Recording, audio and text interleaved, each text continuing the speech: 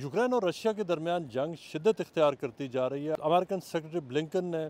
दौरा किया है यूक्रेन का, जहां पर उन्होंने जो यूक्रेन की लीडरशिप है उनके साथ नए वायदे किए हैं, लेकिन इस जंग के हवाले से बहुत सारा अमेरिका के ऊपर क्रिटिसिज्म भी हो रहा है। हम बात करते हैं लंदन एम्बेसी में बेस्ड मार्गरेट मैकलोड से, जो लेटेस्ट जो सेक्रेटरी ब्लिंकन का जो दौरा है उसके हवाले से वो बात करेंगी। क्रिटिसिज्म बढ़ रहा है कि ये जंग बहुत ज़्यादा प्रोलॉन्ग कर रही है। सेक्रेटरी ब्लिंकन 12 तारीख से 16 तारीख तक यूक्रेन में थे, और जब वो वहाँ पे थे वो सदर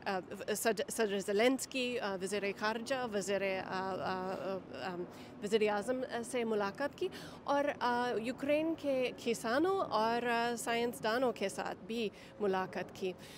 वो यूक्रेनी लोगों के लिए एक ख़ास पैगाम पहुँचाना चाहते थे कि वो अकेले नहीं है, अमेरिका उनके साथ खड़े रहते हैं, क्योंकि ये जंग ख़त्म करने के लिए दो ही रास्ता है। अगर यूक्रेन लड़ाई रखे तो अपने मुल्क ख़त्म हो जाए, अगर सदर पुतिन लड़ाई ख़त्म करे तो ये जंग उसी वक्त पे ख़त्म हो सकते हैं। हमारे सदर बाइडेन ने फैसला किया कि यूक्रेन के लिए $1 बिलियन ऑथराइज़ मंजूर कर दिया, और पिछले हफ्ते भी और मज़ीद $400 मिलियन अप्रूव किया। जो यूरोपियन पार्टनर्स हैं अमेरिका के इस यूक्रेन वॉर में, क्या वो भी उतनी कमिटमेंट दिखा रहे हैं? जी, एक साल से पहले से ही अमेरिका हुकूमत सदर पुतिन की हिकमती हार के बारे में बात कर रहे हैं, क्योंकि उनकी मकसद जो थे कि नेटो टूट जाए या कमज़ोर हो जाए या यूक्रेन ख़त्म हो जाए, ये सब ना हुआ। हम देखते हैं कि नेटो और मजबूत और यूनिटी भी दिखा रहे हैं, और हमारे नेटो पार्टनर से काफ़ी साथी मिल रहे हैं। तो क्या अमेरिका के पास कुछ टाइम एस्टिमेट है कि इस जंग को कब तक जो रैप अप होगी, इसका कोई यूक्रेन रशिया जो वॉर है इसका रेजोल्यूशन क्या आप देखती हैं, क्या निकलेगा? काश मैं मुस्तकबिल जानती, लेकिन मैं इतना ही कह सकती हूँ कि ये फ़ैसला यूक्रेनी लोगों का फ़ैसला होगा, और हम उनका सहारा करना चाहते हैं ताकि जब वो नेगोशिएशंस में जाए तो वो मज़बूत से मज़बूत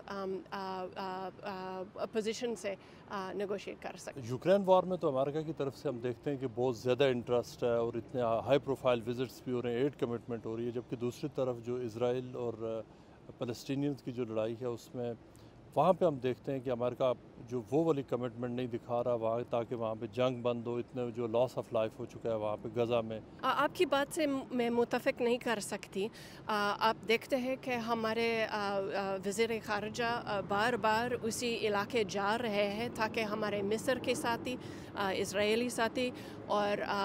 कतर, यर्दन, अलग अलग ममालिक से हम साथ साथ काम करना चाहते हैं, ताकि न सिर्फ इस्राएली लोगों की सलामती बल्कि आम लोगों जो गाज़ा और वेस्ट बैंक में रह रहे हैं उनको ज़रूरी इंसानी इमदाद मिल सकते हैं। असल में आज ही यही खबर आ रहे हैं कि हमारे जेल जो फ्लोटिंग पियर वो हमारे फ़ौज बना रहे हैं, और हमारे USAID लोगों कर्मचारी काम कर रहे हैं, उसका इंस्टॉलेशन हो चुके हैं, और वही फ्लोटिंग पियर के ज़रिए अमरीकी और दूसरे कंट्रीब्यूटिंग ममालिक से ये इंसानी इमदाद का गाज़ा के लोगों को पहुंचा रहे हैं। 7 अक्टूबर के अटैक्स के बाद ये जंग शुरू हुई और मैसेकर वाला शुरू हुआ, तो उसके बाद से हम देखते हैं कि डिले बहुत हो चुका है और बहुत ज़्यादा लॉस ऑफ लाइफ हो चुका है। क्या ये सारा कुछ अमेरिका अगर फोर्स अपनी इस्तेमाल करे, अपनी फुल डिप्लोमेटिक अपनी जो माइट है उसको इस्तेमाल करे, तो ये तो अभी भी टाइम है कि इस जंग को ख़त्म किया जाए? लेकिन ज़ाहिर है कि लॉस ऑफ लाइफ बहुत ज़्यादा थे, और हम समझते हैं कि एक भी आम लोगों, ख़ास करके ये बच्चे, औरतें, इन मासूम लोगों की हालात